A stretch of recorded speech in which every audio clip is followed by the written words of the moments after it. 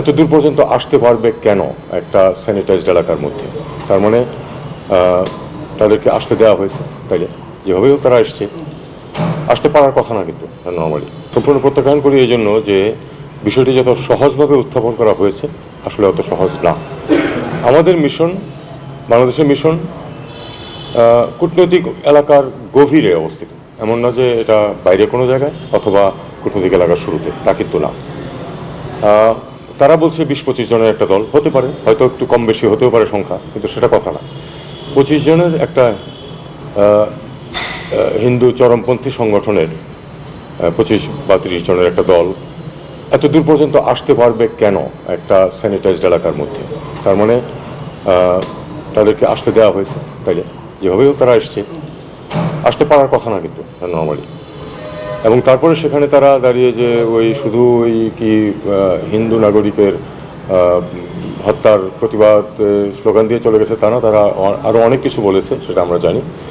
এবং আমাদের পত্রপত্রিকায় যে রিপোর্টটা আসছে সেটাকে যে তারা বলছে যে মিসলিডিং, এটাও সত্য না। আমাদের পত্রপত্রিকায় মোটামুটি সঠিক রিপোর্টই এসছে, যেটুকু আমরা তথ্য পেয়েছি। আমার কাছে প্রমাণ নেই যে তাকে হত্যার হুমকি দিয়েছে, কিন্তু আমরা এটাও শুনেছি যে তাকে হত্যার হুমকি দেওয়া হয়েছে। সেটা কেউ একজন কথা বললো সেটার মধ্যে হতে পারে, কিন্তু আমার কথা হলো যে এ পর্যন্ত আসতে পারবে কেন, এসে সেখানে হুমকি দিতে পারবে কেন? সাধারণত আমরা যখন কোনো প্রোটেস্ট গ্রুপ যখন যায় সেটা আগে থেকে ইনফর্ম করা হয় এবং পুলিশ তাদেরকে একটু দূরে এক জায়গাতে আটকে দেয়। কখনো যদি কোনো কাগজপত্র দেওয়া থাকে 2 জন এসে দিয়ে যায়, এটা হলো নর্ম, সবখানে এটা হয়, আমাদের দেশেও হয়। এটা আমরা গ্রহণ করি না। দ্বিতীয় বিষয় হচ্ছে যে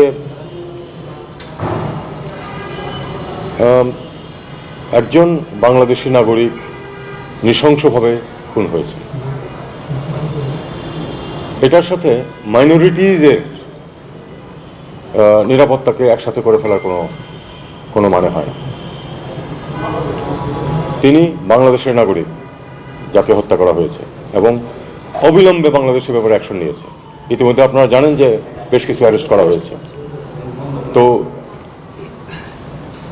এই ধরনের ঘটনা যে শুধু বাংলাদেশে ঘটে তা নয়, এই অঞ্চলের সব দেশেই ঘটে এবং প্রত্যেক দেশের দায়িত্ব হচ্ছে সেক্ষেত্রে যথোপযুক্ত ব্যবস্থা নেওয়া। বাংলাদেশ নিচ্ছে, অন্যদেরও উচিত সেরকম ব্যবস্থা নেওয়া। কাজেই এটা গ্রহণযোগ্য না যেভাবে এটাকে উপস্থাপন করা হয়েছে।